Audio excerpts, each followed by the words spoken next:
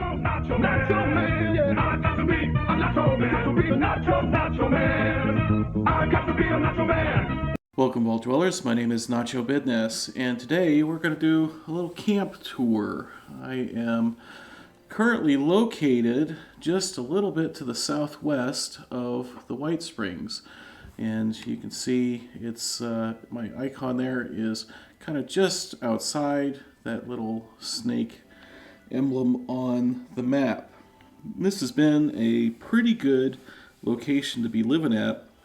I've been here since just before player vending dropped, and I moved here in anticipation of being able to sell a lot of stuff, and it has, for the most part, worked out okay. And so that's probably the first reason to recommend this location is that it is a high traffic area being so close to the Whitesprings. Other nice thing about being close to the Whitesprings is that I have easy access to the vendors there. If I want to run up there, I can oftentimes pick off a legendary or two on my way, and if I want to fast travel, it is cheap. Other nice thing is having close and cheap access to the Whitesprings station, and that means that I can dump off my legendaries fairly regularly into the little script generator there. As far as the blast zone that we can see on the map goes, that's another nice thing about this location. I can farm that blast zone whenever someone drops a nuke at the Whitesprings while my camp is safely outside the area. And so that's kind of why I am where I am. Player traffic, access to the Whitesprings, and also access to the blast zone that is there while keeping my camp outside of it. And so let's take a look at what I've built here. I have repurposed a little snack bar that was along one of these golf cart paths. And I think it turned out okay. It seems like a viable trading post, and it has worked out all right for me. So the white building here is the snack bar that I kind of based everything around.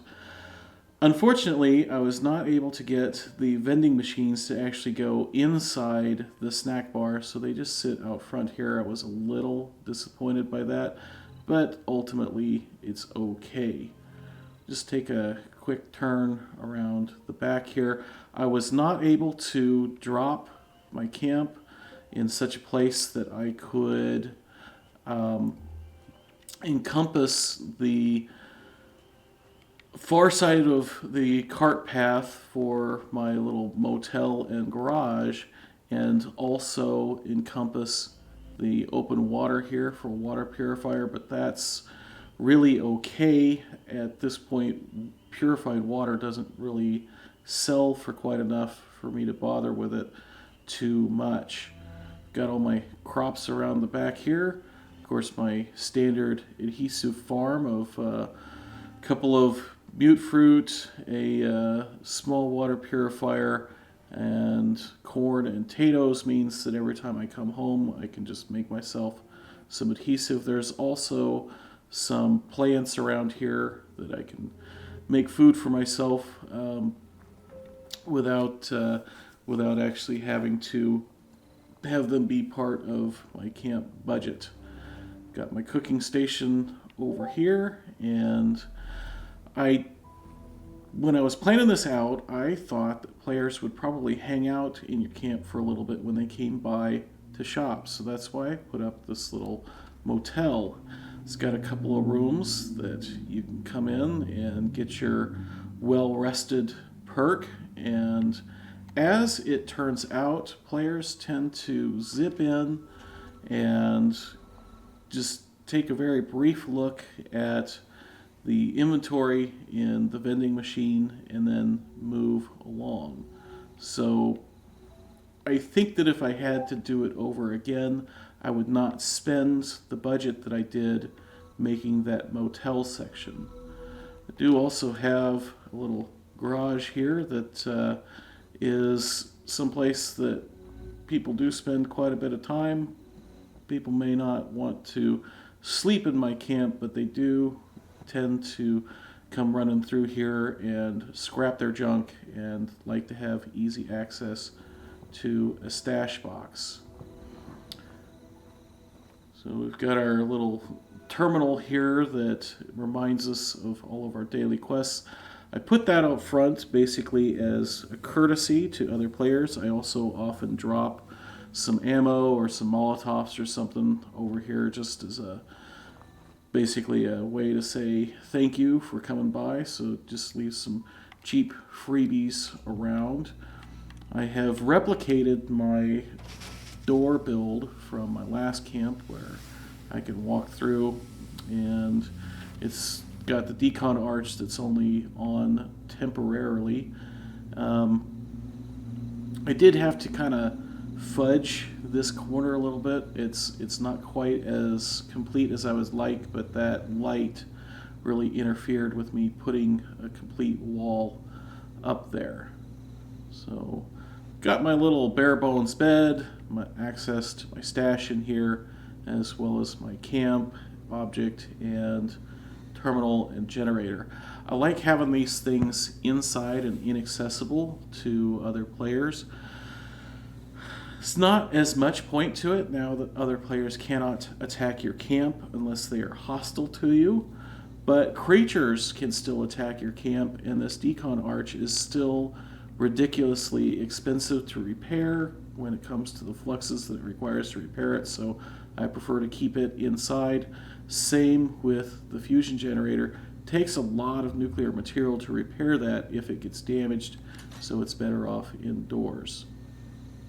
One minor annoyance about incorporating this snack bar into my build was that I have to pick that lock every time I spawn in. So that's a little unfortunate, but as it turned out, since I was not able to get the vending machines inside here, I end up not actually coming in here very often. The only thing that is even in here of any relevance is the switch to control the vending machines. At least it is inaccessible to other players, which is for the best. Coming back outside, we're going to take a little look at what's going on above the first floor. I've got this open air area with my chemistry workstation and my brewing station, because I feel like those would tend to generate lots of odors and fumes that we would not necessarily want in a confined space. And finally, at the very top of the building, we have my little bar area. I do wish I could move those tree limbs a little bit. As it turns out, the tree just is going to be non-cooperative.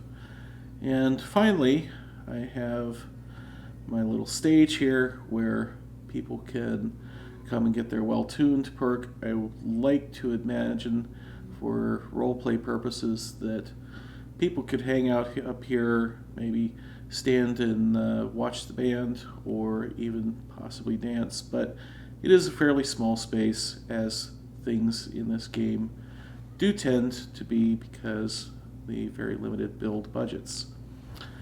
So that is my trader station at the Whitesprings, and it's worked out pretty good, but I've been here a long time. I'm kind of bored of the place. I think it's time to move on. I hope you liked this video, and if you did, be sure to hit the like button down below. I have more Fallout 76 content coming, so if you're interested in that, be sure to subscribe.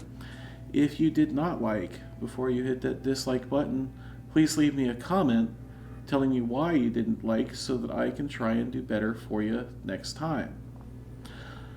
Until next time, my name is Nacho Bidness, and I'm saying it's a great big wasteland out there. Let's go have fun in it.